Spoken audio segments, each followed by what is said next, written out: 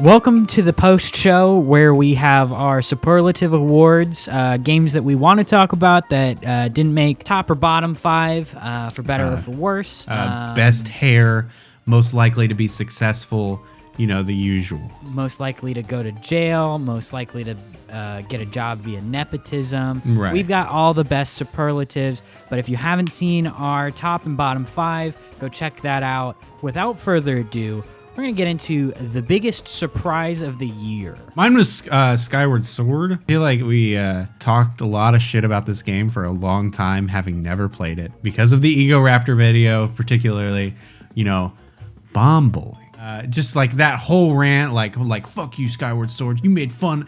You took fun and you made it unfun.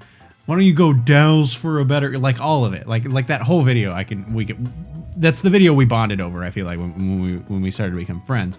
But like having it in HD for one, and then just having it be like, it's a playing it after Breath of the Wild, I think is really interesting because I think the dungeon design is kind of incredible. It's a really, really pretty game that I wish didn't have motion controls or its bad adaptations of motion controls. Other than that, I think it's like honestly like one of the most pure examples of what a Zelda game is in the modern age, even if it isn't like perfect or even incredible. You know what I mean? Yeah, Bree's much more of the Zelda fan than I am. And she had started it, we'd gotten it because she wanted to play it. And she had it on the Wii as well, and started to play it there. And then we heard that it was coming out on Switch, so she stopped. That was like early pandemic. And then it came out, we bought it day one. She started to play it, then put it down, and then our motherboard on our Switch got fried. And so that destroyed all of the progress that we had made. And then she picked it back up. She hasn't picked it back up since, so because she's just like, I don't want to play that opening bit over again. So my biggest surprise was a two-way tie, much like the teacher who can't really make up who has the best teeth, because they got two kids that have just really shiny teeth. Wait. In your high school, was the superlatives decided by the teachers? I think so. Oh, I don't know. voted. I don't remember voting on anything. I think it was just the maybe the yearbook staff. Yeah. Yeah, I don't remember anything about yearbook staff, whatever. I just know all of the things that I've ever said in the yearbook are really dumb. If you're watching this and you went to high school with me, do not immediately go to your yearbook to look at all the stupid things that I'd ever said in there. Please don't. Just save yourself the trouble. My biggest surprise is a two-way tie. I'm going to start with the first game to come out, Fuse by Insomniac Games. Big fan of Insomniac. They get me, and this was a game that had come out a while ago. A lot of people labeled it as generic, kind of sci-fi schlock. And what I had played was really tight and was really interesting and had some really cool levels, had a really fun story, had a really good co-op mechanic that unfortunately you can't play now because it's an EA game and all the servers are down. But you can play split screen couch co-op, and I think I'm excited to play that game again with Bree or anyone else who wants to play it. Come on over, we'll get pizza. The second one is Days Gone. I know that whoever the dev of it is shitting their pants right now because I don't know. They finally got an award. Yeah. Sorry. I think Who is that? Is that Sucker Punch? No. It's Ben Studios. They did the Uncharted Golden Abyss games for the PS Vita. Oh, they did all of the PSP spinoffs. Okay, finally. Yeah. Okay. So a lot of people going into this game, the only thing I knew was that a lot of people labeled it as generic. I didn't really think of much going into it. Great characters, pretty intense story throughout. Like I was surprised at how much I enjoyed this, and it's a 36-hour game. Like I sat down and beat it in like 4 or 5 days. I just couldn't stop playing it. Good Lord. You play which games is why so quickly. Sorry. So the other thing too is that I think open world zombie games have obviously hit a point to where it's sort of cliche, but what Days Gone does is it's sort of the the cream of the crop. It knows everything that it needs to do in order to be the best of those games. I think much like Last of Us Part 2 is sort of the cream of the crop of all of Naughty Dog design and narrative choice. I think that Days Gone is like the best possible open world zombie game you can get because it understands the fundamentals so well and gets them so right, and then just barely sprinkles on some new ideas that keeps it fresh and festive.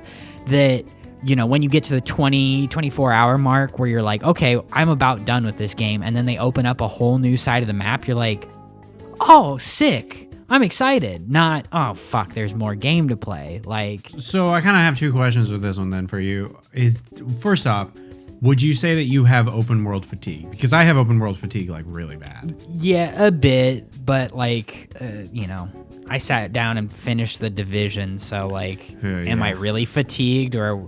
You know, see, like, I can't finish open world games like anymore, like at all. It seems like, you know, especially a new one that's 80 hours, you know. I feel like for the most part, I can just, I know what the mainline missions are. And I know that if I just keep doing those, I'll get further and further through the story. So long as I stay focused and not like get sidetracked by every little thing that doesn't matter, I can get through the game pretty quickly. And that's how I started playing Days Gone, until I like started to enjoy the side quests, until I realized, oh, I can get the platinum trophy pretty easily for this. Oh, you know, I'm enjoying the combat. I'm enjoying the driving. I'm enjoying the side banter. And, you know, for as unrealistic as some of the dialogue is, where Deacon just talks to himself constantly and in a very weird way, it's still really fun to just get into the thick of it, which is honestly something that's kind of hard to come by for me in open world games these days. But I actually got to enjoy one for the first time in a long time. So big surprise. Would you say it's better than Horizon Zero Dawn? I know you've had fluctuating opinion. Really? Yeah. Okay. So I gave that my game of the year when we first started doing this. Yeah. And I really regret it. Really? I just bought it on Steam again. It's okay. It's not a bad game. Aloy is a fun character. She's not nearly as fleshed out as Deacon St. John is. I rebought Horizon because I was like, my biggest problems with that game was just like it loaded for fucking ever, and it had texture popping really bad, and I was like, I'll just play it on my big PC and see how it goes, you know? I will say, there is a point in Horizon Zero Dawn where like the story actually starts to pick up a little bit, but it's all old world stuff, and they don't focus on the old world stuff as much as I would like it to be. And I'm sure that the latest game has a lot more about that you know, the backstory of it all. But I don't know. I just don't like the world that it inhabits outside of, I want to find out what happened to these people. Yeah. And so looking back on it, I don't remember a lot of that game, and the combat wasn't nearly as fun. There in Days Gone, there's the big mode that they tout is Horde mode, where you're given this massive plot of land that you have to clear of like 200 plus zombies, and you have an arsenal to like pick them off with, but you have to like pre-plan it, you have to lay mines and all this stuff, and you have to know where to run to, and you're given like your speed is just fast enough that you can always outrun them, but it wildly fun. Up next we have soonest to replay. I put Red Dead. If you're coming from the last video, I've already talked about this, but I beat Red Dead 2, immediately went back and replayed Red Dead 1 up to a very certain point.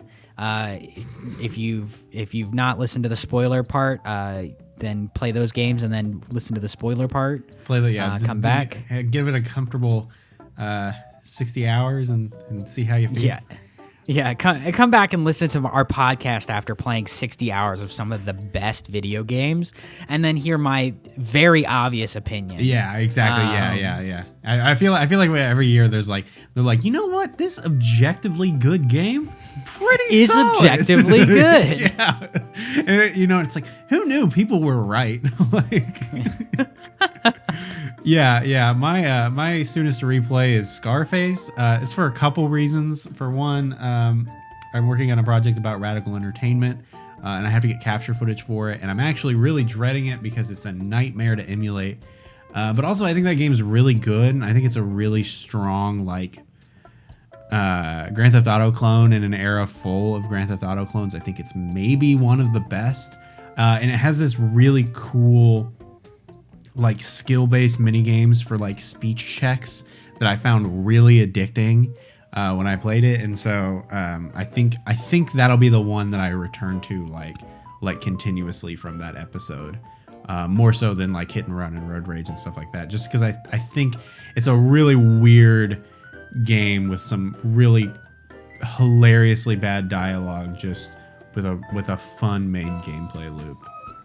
Yeah. I remember this is a long not a long story, but a story about my childhood where I had this friend who had an original Xbox, and he had a TV in his garage, and I'd come over and I'd play like GTA San Andreas, Halo 2, and Scarface. Mm-hmm. And I wasn't allowed to, like, I didn't play many video games growing up, but I also wasn't allowed to play violent video games. And my mom, for some reason, one of the things that sticks out is my mom going, I don't want him to play Halo because they leave the dead bodies around. And I'm like, wow, that's crazy that they just leave the dead bodies around. And so for the longest time, I was under the influence that, like, these were games that I was playing and my mom would be super pissed. And so I came home one day and she's like asking me like 100 questions, and we'd played like 4 hours of Scarface, selling drugs and doing all that other stuff. Oh, yeah. And she's acting really concerned, and like it's making me nervous. And so like, we all go to bed, and then I wake her up at like 2 a.m. I'm shaking because I'm so nervous. I'm like, Mom. She's like, yeah. She's like, what do you have something you want to tell me? And I was like, yeah. And she's like, okay, well, you can tell it to me. And I was like, I've been playing violent video games at Trevor's house. And she's like, oh, okay. Yeah, no, that's fine. Just go back to bed. And I was like, what? She's like, yeah, no, just don't do that. She thought I was doing drugs. Oh, I thought your mom like thought you peed your bed or something, and you're like, something you want to tell me? Oh, no, sorry. she the whole time she was like, that kid's a stoner, and she's gonna get my kid turned into a stoner. And I'm like, the whole time I'm like, I played violent video games. And Mom's gonna kill me. That's really funny. The Replay of the Year award. What was yours? I'm working on a project right now. Hopefully, it's out by the time this comes out. All right, don't say that, because I might get this out way early. Yeah, that's true. You might. I'm shooting for the 10th, but if you're hearing this and it's not out, that means something happened. I'm working on a project about Van Buren, Interplay, and Black Isle Studios' original Fallout 3. And so I have replayed a large chunk of Bethesda's Fallout 3 this year.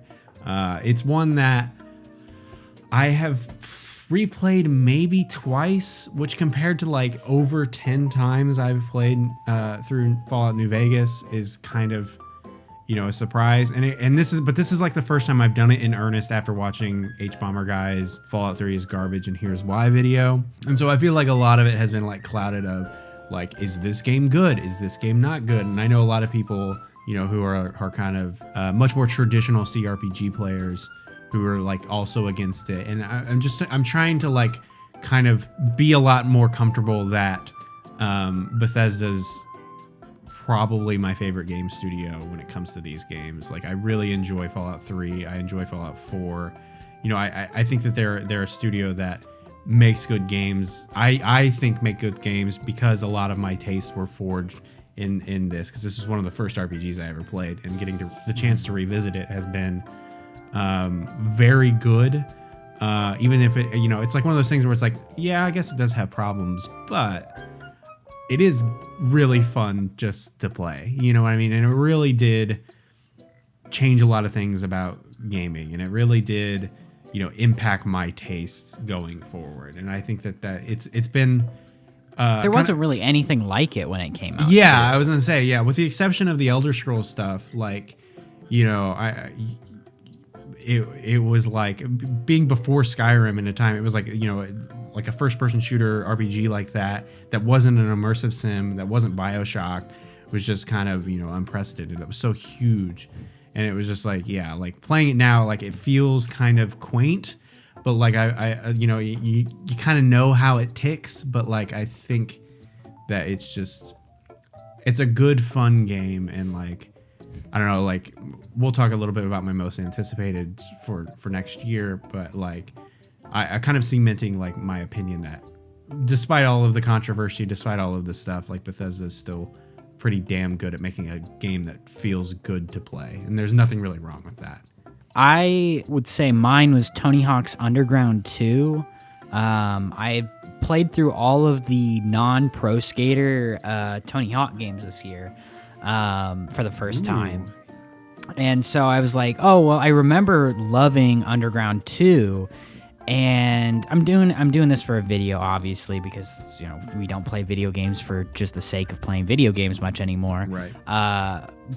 But I remembered enough of it, and the story is so much more Jackass than really anything else that this era of Tony Hawk was doing, and it was honestly very different than the first Underground, to the point where I'm like, why didn't they just call it something else?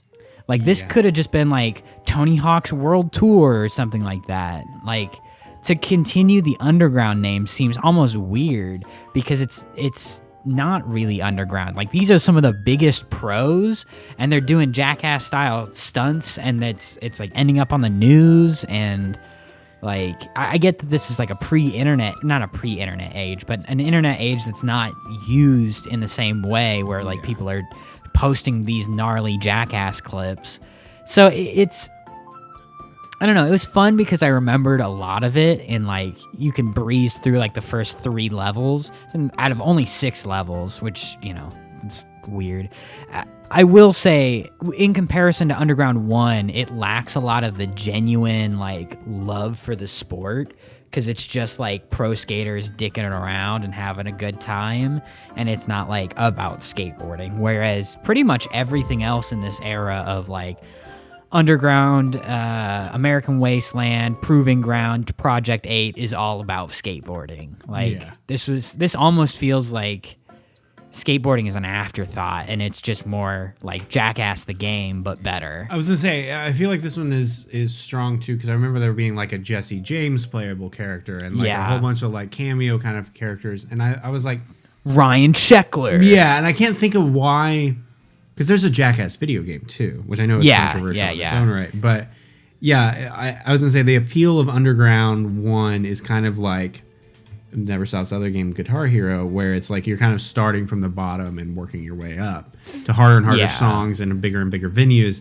And like, I feel like there's a lot less of that in Underground 2. And I think that's why I like it less. Mechanically, it's the better game. Really? Because there's a lot more to do. It's a lot more fun to play.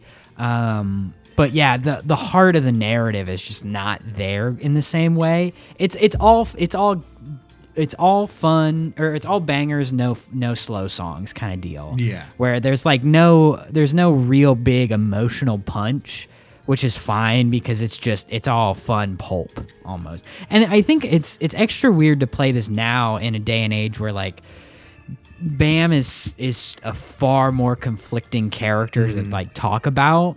And he's almost completely overshadowed in the following games. Like, in Underground 1, he's like, oh, it's funny because it's Bam, because he's like, oh, I want to drive a tank. And that's it. That's his whole character. Yeah. And now here he's like, oh, I'm from Viva La Bam. I'm the star of Jackass. I do all this other stuff. And he's right alongside Tony Hawk, like buddy. And then you see him get less and less screen time in the entire series as he's trying to do more Jackass, trying to do whatever. And now it's like, well, he'll never, if there's another Tony Hawk game, he's definitely not being included in it. He got taken out of Underground or Pro Skater 1 and 2 remake. Like, there's in the hangar level, I'll bring up a picture, but in the hangar level, they have homages to all the box art, but when it gets to Underground 2, Bam's not there. He's not on the cover, which that might be like a licensing issue. That might be a clearance issue, whatever. But like, it's very clear that the relationship kind of broke down over time. Yeah. So so Underground 2 is a very weird one to go back to, given a lot of current circumstances. So to stay on Tony Hawk, because I like hearing you talk about Tony Hawk. Don't worry, I've got a video coming. No, understandable. But these were like the Tony Hawk games that I played. Was Underground 1 American Wasteland, and Proving Grounds were like the three like big Tony Hawk games for me personally, which is probably the ones that people don't like. But like, which ones? First off, which ones did you play for the first time this year? So I played. It's pretty much all of those. I played American Wasteland, Underground 1. I played Project 8 is really what kicked this off because I remember we played Project 8 like years ago. We played like the first like not level, but for the first like maybe an hour and a half, and then never revisited it. Yeah. The joke in our dorm room Oh my God. that Evan and I love telling inside jokes. This is good. We were playing this, and this was before Evan and I lived together. This was freshman year. Evan would leave his door open and then would leave like his Xbox up for anyone who wanted to play it. And so I was like, oh, I want to play Project 8. I never got to play these Tony Hawk games. And so you go around, you collect stokens, it's like a mix between the word stoked and token. And a guy that would eventually become an RA in like an adjacent hall comes over and he just goes, "What's the conversion rate for stokens?" Oh, I thought we were going a completely different way with this story. Oh, I hate that there are two Project 8 inside joke stories. Okay. So, yeah, the other one. I'll tell this one. Okay. So fucking, there's this guy who used to come around a lot who nobody really liked him. He was a theater major. And he came around a lot, and you and somebody else were playing 2-player. I think it was me versus Cody. Yeah, 2-player score attack, whatever, where it was basically like whoever had the biggest combo. And Cody ended up in a bowl, and he said, "Buddy, you got to get in the bowl if you want to win." And this guy that nobody liked said, in reference to the Evan renowned drug user, in reference to the marijuana paraphernalia, a bowl said, "I never say no to a bowl." And it became the worst inside joke. You couldn't say anytime the word you bowl mentioned the bowl. Anymore. Yeah, it's cereal bowl, anything. It was just like, well, I never say no to a bowl. To this day, I can't even think of the guy's name. Completely lost contact with like everybody in that story except for you and C, if C was even there. And like, it was still to this day, every time anybody says, "Can you get me a bowl down?" I'll go, "Oh, I never say no to a bowl." Like, and all that just comes from like the first hour of Project 8. Yeah, truly. Which finishing that game, which I had a good time. I know that it's not like the best Tony Hawk game. There's a lot of there's some really bad course design. But it almost feels like an anime because like the entire world that consists in stops to start skating. It's almost like Yu-Gi-Oh! Where they're like, "I need to be the best at this children's card game to win $10,000 to save my sister from going blind." Like that kind of nonsense. Wow, Yu-Gi-Oh! Sounds rad. I should watch Yu-Gi-Oh! So we're going to take a break from the superlatives to go to games of note that didn't make the list in either direction. First off, I would like to congratulate myself. I deserve praise for this. But last year, I said that this would be the year that I finally beat Ocarina of Time for the first time, and I did. I had it on 3DS. I had the strategy guide. I beat it in a couple of days. And I gotta say, 3DS really gets rid of a lot of the flaws that the first game has. And so it's a very playable experience. And in this modern day, I don't have to worry about, too much hassle with the N64. I will also say that everyone that I talked to in this time, during this week that I was playing it, didn't talk about the game. They would always mention, "Oh, I played this with a sibling. Oh, I played this, with my dad. Oh, I played this with so-and-so." It's never a conversation about Zelda the game. It's a conversation about where everyone was when this pinnacle of it's sort of this talking post just landed, and everyone said, "I'm going to play that." They played it, and in almost everyone shares this very ubiquitous experience where they have a story that doesn't revolve around the game, that revolves around family, loved ones, personal strife that they got through at that time. And I think that that's just beautiful. There aren't many games now that have a very like that are set. Like Zelda is an enclosed experience. It's not like Fortnite where you can play like 800 games and then share a ubiquitous experience with other people. It is everyone has played the same game pretty much. But yet I feel like yet everyone has such a different experience with it. And they talk about that different experience in a very interesting way. And what you get is something that transcends its original pitch almost. So you get it stands the test of time not because of its, very solid game design, not for its flow, not for its, all the things that it is doing well. But it's more so that it was just a very strong moment in time that everyone can really remember. We kind of talked a little bit about how Sea of Thieves didn't feel like a game anymore. And I think that that's something with Breath of the Wild where people talk about what they have done in Breath of the Wild in the same way that they talk about the first time they played Ocarina a little bit. They're these genuinely emotional and present moments. I think that's the only thing that I can think of that really comes close.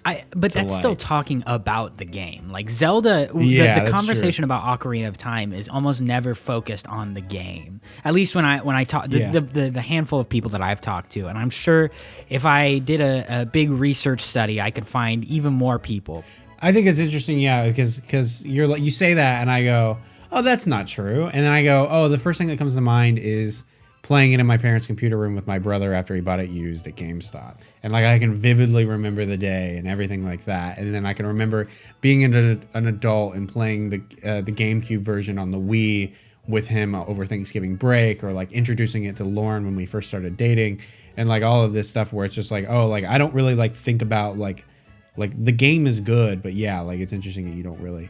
The first thing that comes to mind with that is the experiences that I had playing it with other people, despite it being a single player game, which I think is interesting. I've got 3 other games of note, and I'll be a lot more quick about these, but Twisted Metal from the revamped version from 2012, the last one to come out. This is my first experience with the Twisted Metal franchise. It's incredibly dark, but really fun.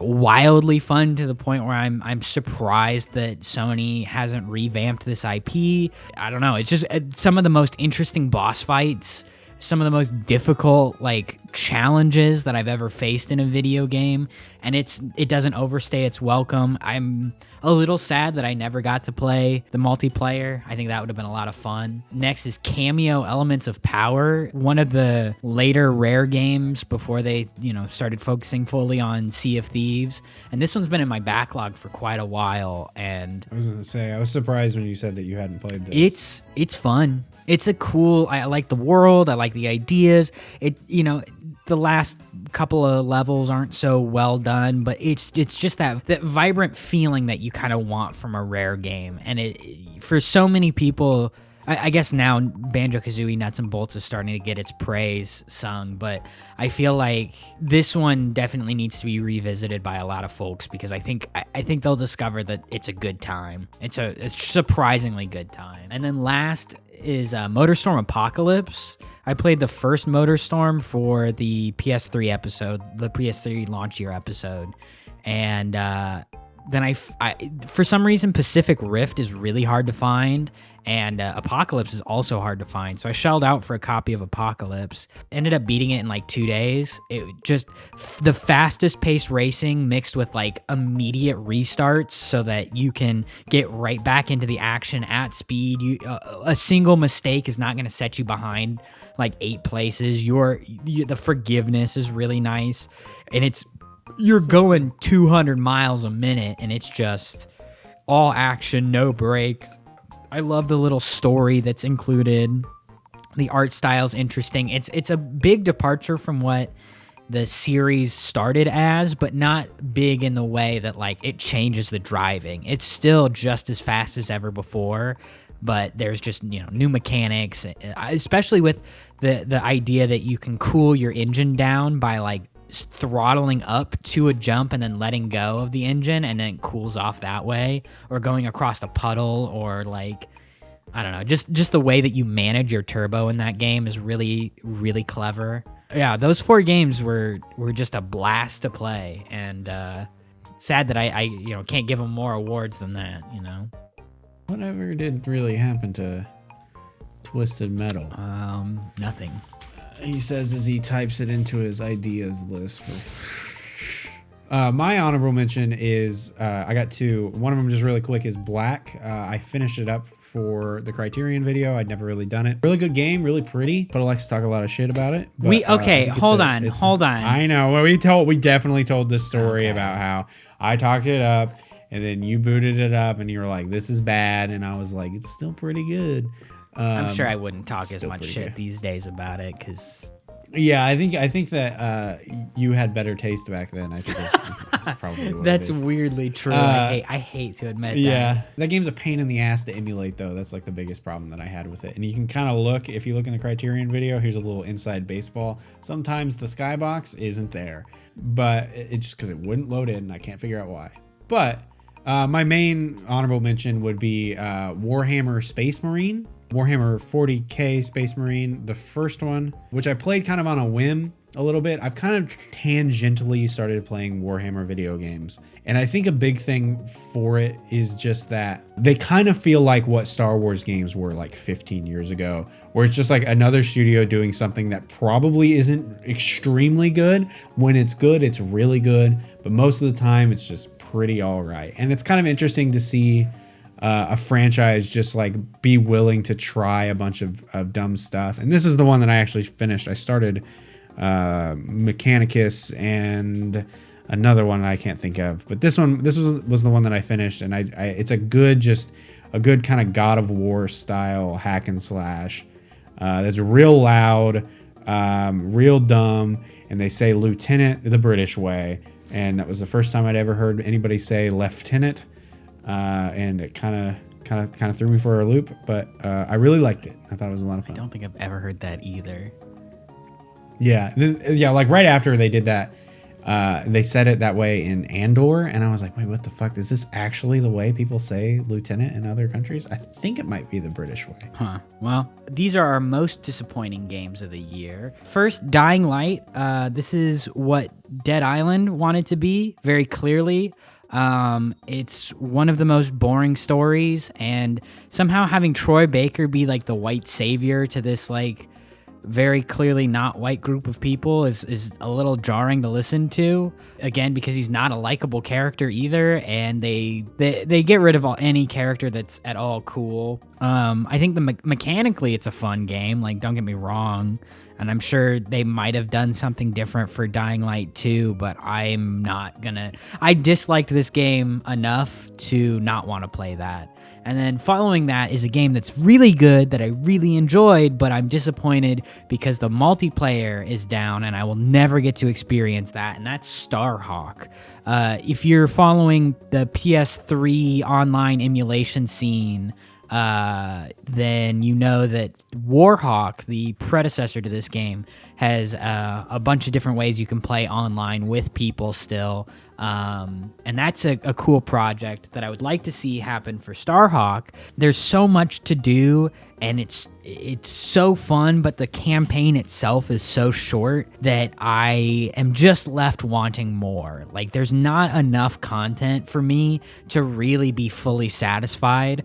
I think I would play this game another 2 or 3 times and just kind of every time I play it, get more and more disappointed that there's not, a way to play this game multiplayer. But yeah, this looks cool. It's so cool, dude. And it's so sad because they set up Ethan, forget his last name, as the main character of this game, as sort of he's gonna become a mascot, and because he's a DLC character in All Stars Battle Royale, PlayStation Battle Royale. You'd think that he would be, that they might have gotten a sequel or something like that, but I don't know. My most disappointing is one that may be my fault, but I don't know. So I picked up Riders Republic. I was like, I'm gonna play this. It seems like my shit. It looks like fun. The Winter Olympics were on, and I was like, I've been watching those for the first time, and I was like, oh, like, I kind of like watching like extreme sports and stuff like that. This is Evan's year to get into sports, and he has to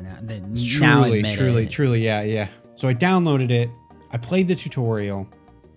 I turned it off in the middle of the tutorial. So like right when the tutorial was done, I turned it off and didn't play anything, which is typically how I play video games. To be honest with you, I kind of play them in really, really short bursts. I booted it back up and I couldn't move.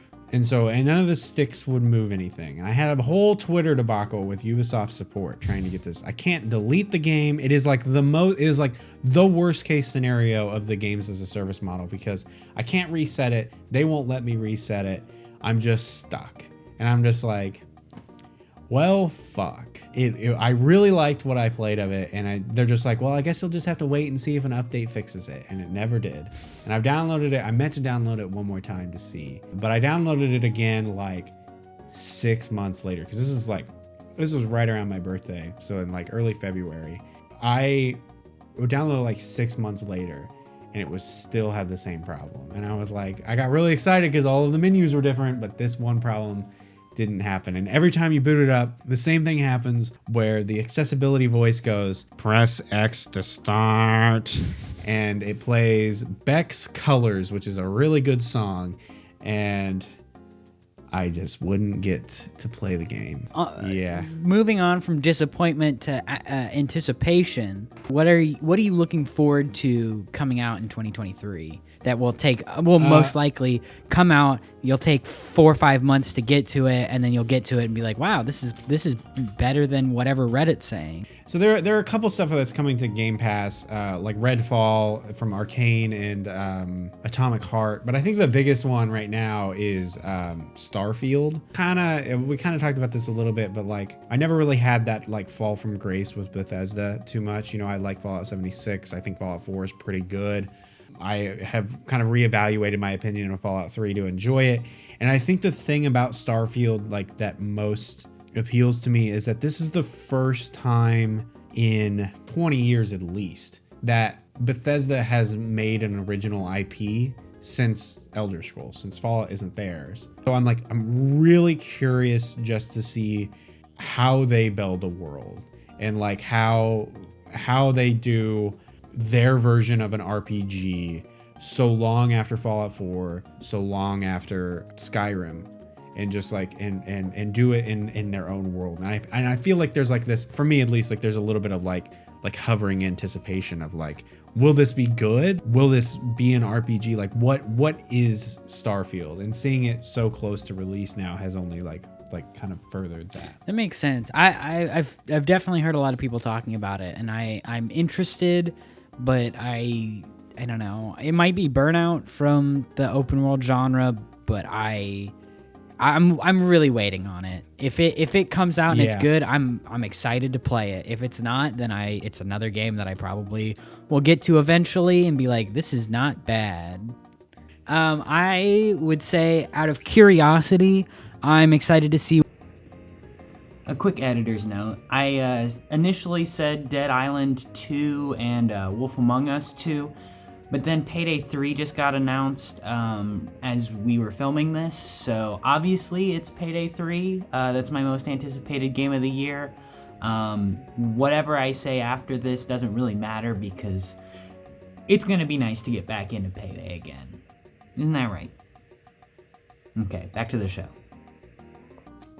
All right, so what are some of your promises for next year? So last year you promised you would play Ocarina, and I promised I would play, I think, Skyward Sword. What are your promises for next year? So seeing as how I was very diligent at the end of the year to making this promise happen, I'm saying Final Fantasy VII is going to be on the docket, the original, and I'm also going to make a hard stance on not playing military shooters. I feel like I keep playing them and they keep disappointing, and they're all 7th generation stuff that I'm like, I know this isn't going to be good. My promise for next year would be Fallout 1. I needed it for footage for Van Buren, and then that project consumed my entire life and I didn't get the chance to finish it. And so I'm hoping to finish that one next year. That's kind of what I would call a kind of a bucket list game a little bit, where it's one that I've just like I'm like, I should play this, like I need to play this. I think Final Fantasy VII is another one a little bit. Ocarina definitely. Yeah, Ocarina is. Yeah, and that's kind of the thing, is like kind of take care of a couple of the bigger bucket list ones. The other one is Final Fantasy 15. I played quite a bit of it in 21 on PS4. And due to some stuff going on in my personal life, I kind of put it down and bounced off of it pretty hard. And I really enjoyed it, and I'm going to start it over on PC and go through it. And I'm saying it here now, so that means that it has to happen. Just like the Summer of Skyrim, a thing that I talked about last year that And did twice. Definitely had. I did 4, I think. I think you did 3 times. Yeah, we'll look. I have a Twitch archive, but yeah, and then obviously Skyrim is the other one that I still have to finish. But yeah. Well, another year, another couple of podcasty episodes that we promise only to do once a year because we find it moderately interesting and keeps us playing video games and keeping track of the ones that we liked. Get out of here. Stop watching this video, and also go check out the description for all the other goodies. Bye. Bye.